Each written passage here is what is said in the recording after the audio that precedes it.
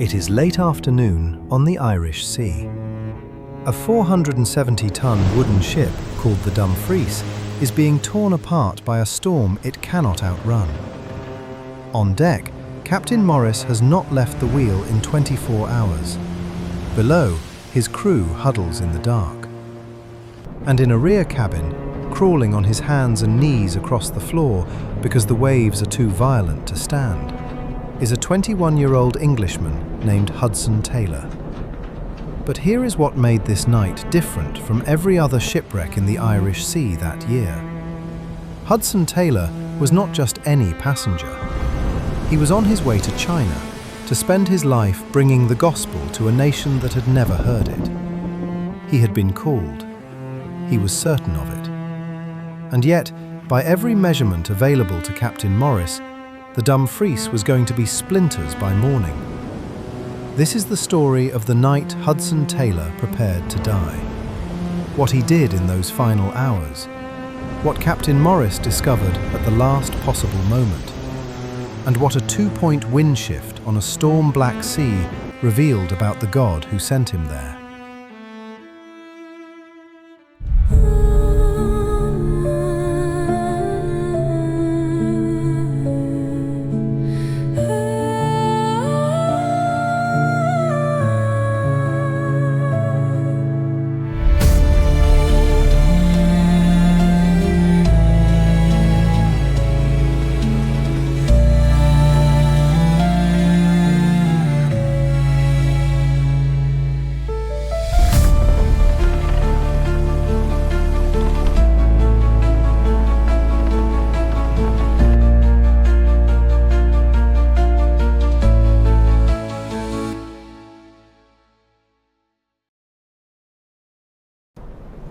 Hudson Taylor is born in 1832 in Barnsley, England. His father is a Methodist pharmacist who prays from the day Hudson is born that his son will become a missionary to China. Hudson grows up knowing this.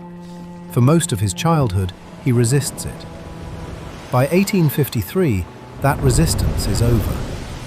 At 21 years old, Hudson Taylor has committed himself completely. He has spent 2 years studying medicine, learning Mandarin, and reading everything he can find about China, a country that, at the time, is almost entirely closed to Western missionaries. He has no organization behind him, no guaranteed funding, no contacts in the country he is going to. He has a ticket on the Dumfries, a medical bag, and what he describes as a certainty that he has been called. On September 19, 1853, he boards the ship at Liverpool. The voyage is estimated to take 5 to 6 months. He has been at sea 4 days. To understand what happened on that ship, and why it still matters, you first have to understand what kind of man was crawling across that cabin floor. Because Hudson Taylor's response to what came next was not what most people would expect. In 1853, the Irish Sea is one of the most dangerous bodies of water in the Northern Hemisphere.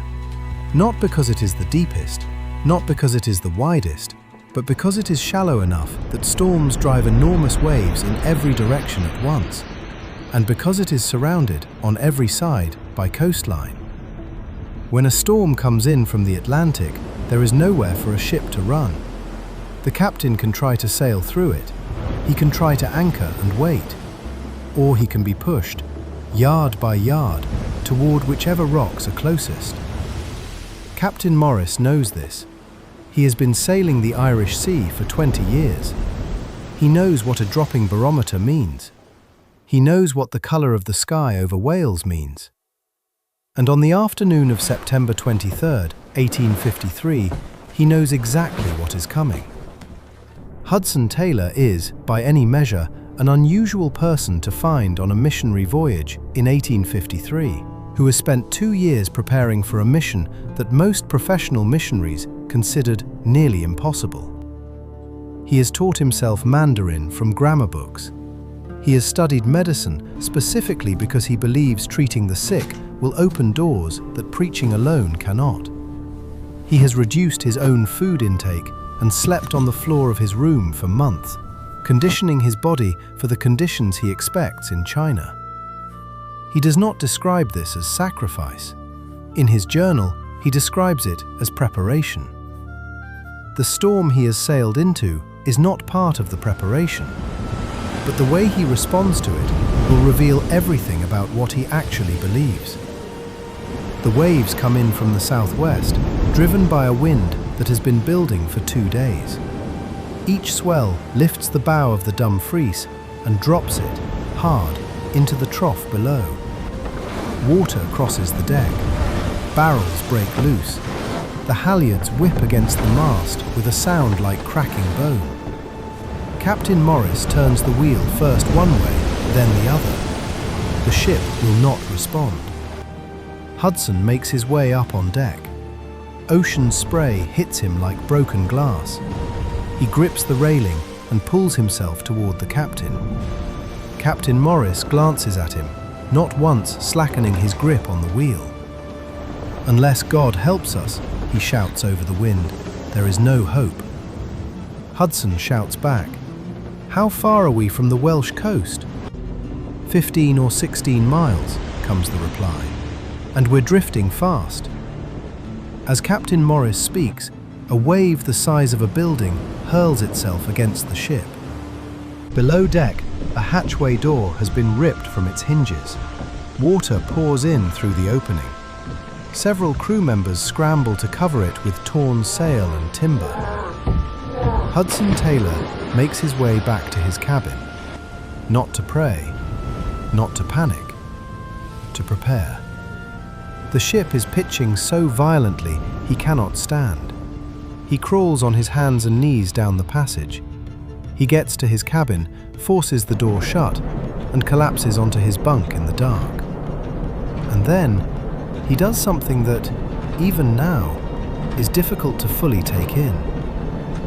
He takes out his pocketbook, and despite the lurching, the rolling, the noise, he opens it to the inside cover and writes his name and address in large letters, so that when his body washes ashore, someone will know who he was. He then looks around for something that will float. He is trained to assess a situation clearly, without the interference of hope. And the situation, assessed clearly, is this: the Dumfries is going to hit the rocks. When it does, the question is not if he goes into the water. The question is, what happens after? He settles on a cane hamper as a life preserver. It will float. It is easy to grip. He packs it with a small amount of food, a change of clothes, a length of rope, and his surgical instruments. He stares at the hamper. He knows what floating in the Irish Sea in a storm means. He knows the temperature of the water. He knows what the rocks do to a hull, and what they would do to a person thrown against them. He tucks the hamper under his arm anyway, and makes his way back to the deck. The Holyhead Lighthouse stands at the northwestern tip of Wales. It marks a promontory of rock that has been destroying ships for 300 years. Every sailor in the Irish Sea knows what it means to see that light close on the leeward side. Captain Morris calls out the name. "The Holyhead Lighthouse," he shouts to Hudson. "We're heading straight for it. How long do we have?" 2 hours at the most." Hudson Taylor has nothing to say. He stands on the deck of a ship that is about to die, holding a cane hamper, watching the lighthouse beam pass over the bow. Captain Morris checks his instruments one final time. The barometer, pressure rising, not fast enough. He has tried everything. He has tried tacking, zigzagging first one direction, then the other. The wind is too strong. The current is too strong. The Dumfries will not respond. There is nothing left to do. Below deck, Hudson Taylor thinks about his mother. He can see her face. He can see his father. his sisters, Amelia and Louisa. He wonders how they will receive news of his death.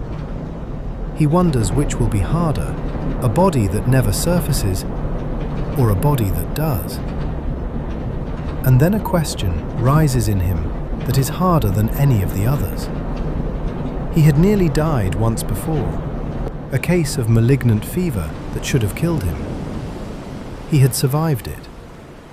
He had understood that survival as a sign that God had a purpose for him, that China was real, that the calling was real. Had God saved him from that fever only to let him drown in the Irish Sea? Had he misread everything? Was there no one steering? Hudson Taylor does not write about reaching a settled answer in that cabin. He writes about the question. He writes about the dark. And then he writes about something else, something quieter, harder to name. A kind of peace. Not because the danger had passed, because it hadn't, but because the one who had called him to China was still there. Above him, Captain Morris checks the wind gauge one more time, and then he shouts. There is a kind of moment that does not exist anywhere else in human experience. The moment when you have done everything you can do, and it is not enough. When the problem is larger than your resources, your skill, your endurance. When you know, not fear, not suspect, but know that what is coming cannot be stopped. Captain Morris has been at the wheel for 24 hours. Captain Morris stares at the wind gauge. The wind has shifted, he shouts. Only 2 points, mind you, but enough that we might be able to clear the rocks. 2 points. On a compass rose of 360 degrees, 2 points is less than 6 degrees. On a calm day, it would be barely worth noting. On this night, it is everything. Captain Morris barks orders. The crew pours up from below. Men who had been huddling in the dark, who had given up, and they pull at the halyards with everything they have. Every hand, every rope, all of it, for a 2-point advantage in a 40-knot gale. Captain Morris adjusts the wheel, and this time the Dumfries responds. Not all at once, not dramatically. Inch by inch, the Dumfries begins to move away from the rocks. Inches become feet, feet become yards. The lighthouse beam, which had been crossing the bow, begins to cross the stern instead. The rocks pass. The Dumfries clears the point by a margin that no one on board will ever be able to precisely measure. But every man standing on that deck can see it. They are moving away from Holyhead. They are headed back into the open Irish Sea. Every man on board lets out a sound. Not words, just the sound of people who are going to die and are not. Hudson Taylor stands at the railing. He is still holding the cane hamper. He watches the lighthouse fall away behind the ship. And he does something he has not done since the storm began. He smiles. Below deck, Hudson Taylor sits in his cabin. The storm is not over. The sea is still rough. But the ship is responding now, and the rocks are behind them. He looks at the pocketbook still tucked inside his undershirt. His name and address written inside the cover in large letters. He takes it out, looks at it, puts it back in his bag. He picks up his journal. He opens it, and he begins to write. He writes about the storm, about the captain's face, about crawling across the floor in the dark, about the pocketbook, about the hamper, and about the question that had risen in him, the one about whether God had saved him from fever only to let him drown. He does not write a tidy answer. He writes that it shifted by exactly 2 points. He writes that 2 points was exactly what they needed. He writes, "I could not but feel that I was in good hands." Hudson Taylor arrives in China on March 1st, 1854. He will spend the next 51 years there. In 1865, 12 years after this night, he will found the China Inland Mission, the first missionary organization to take the gospel into the interior of China. Over the following decades, it will send more than 800 missionaries into regions that had never heard the name of Christ. Captain Morris, who had been at the wheel for 24 hours, who had tried everything and watched it fail, did not call it weather. Hudson Taylor, who had written his name inside his shirt so someone would know who he was, did not call it coincidence. What they believed, and what the evidence of the next 50 years appeared to confirm, is that there is a God who does not abandon his servants at the door of their purpose.